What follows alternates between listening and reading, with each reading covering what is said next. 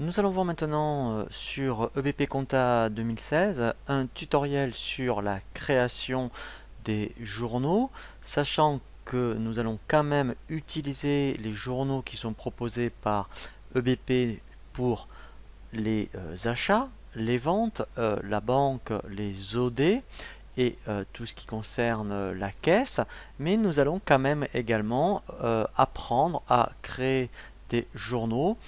Surtout si vous avez plusieurs banques, eh bien, vous allez apprendre à créer d'autres journaux de trésorerie. Je pense également aussi aux journaux de type OD, puisqu'il est intéressant d'isoler un petit peu dans différents journaux les différents types d'OD que vous pouvez avoir, c'est-à-dire donc les opérations diverses, on va dire courantes, mais quand vous allez saisir la TVA, l'écriture en tout cas de TVA ou les salaires par exemple, eh bien c'est intéressant de créer d'autres journaux comme un journal salaire qui sera de type OD pour que effectivement eh bien vous ayez quand même des journaux qui sont bien adaptés au type d'écriture que vous allez passer. Donc nous allons voir déjà où se trouve la création des journaux. Donc pour cela, toujours pareil, il faut être dans, ici vous voyez, paramètres, donc dans le menu de navigation, il faut absolument être ici. Donc ici c'est ce qu'on appelle, vous voyez, donc le menu de navigation paramètres, et ensuite, donc là j'y étais déjà, vous voyez, ensuite après effectivement, vous avez un dossier qui s'appelle comptabilité, et vous avez journaux. Donc ici dans les journaux, alors comme je vous l'avais indiqué, vous voyez, donc on va quand même les passer en revue pour voir les différentes options. Donc vous avez déjà ces journaux qui sont proposés qu'il faut utiliser, hein, je vous le conseille. Donc on va commencer par le journal d'achat.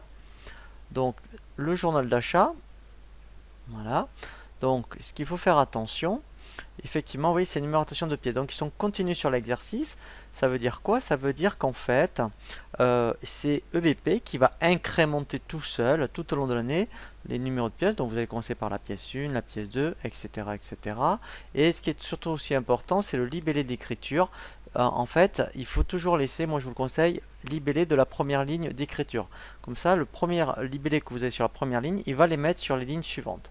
Ce qui est intéressant aussi, c'est qu'il y a des petits contrôles pour pas vous induire en erreur. Vous voyez, donc quand vous serez dans le journal d'achat, eh bien ici vous ne pourrez jamais saisir des comptes clients, des comptes de TVA collectés, des comptes de vente et tout ce qui est, admettons, escompte accordé.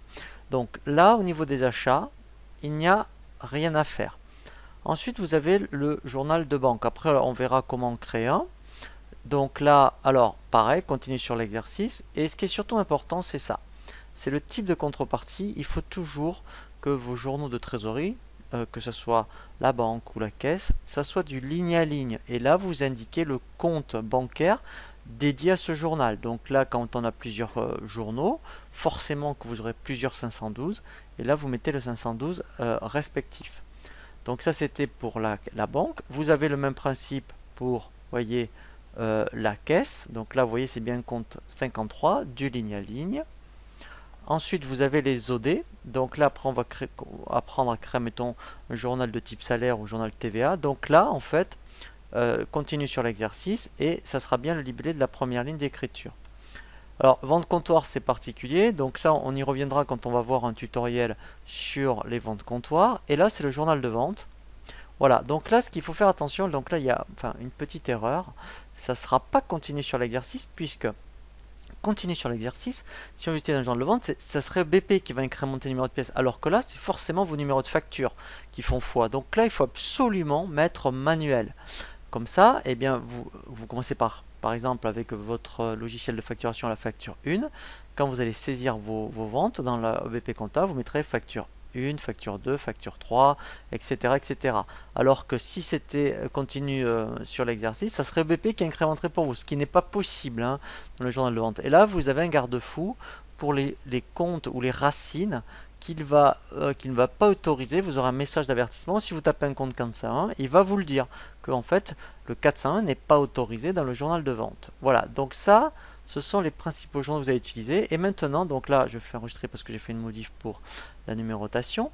On va apprendre, mettons, à créer un journal de type salaire. Voilà, donc, et qui sera de type OD. Donc, on fait ajouter. En code, je peux mettre SA. Il sera ici, attention, de type opération diverses. Là, vous mettez salaire.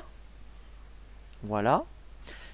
Il ne sera pas de numérotation manuelle, mais continue sur l'exercice, puisque c'est EBP qui va donc incrémenter les numéros de pièces. Et ici, je vous conseille de mettre libellé de la première ligne d'écriture. Voilà.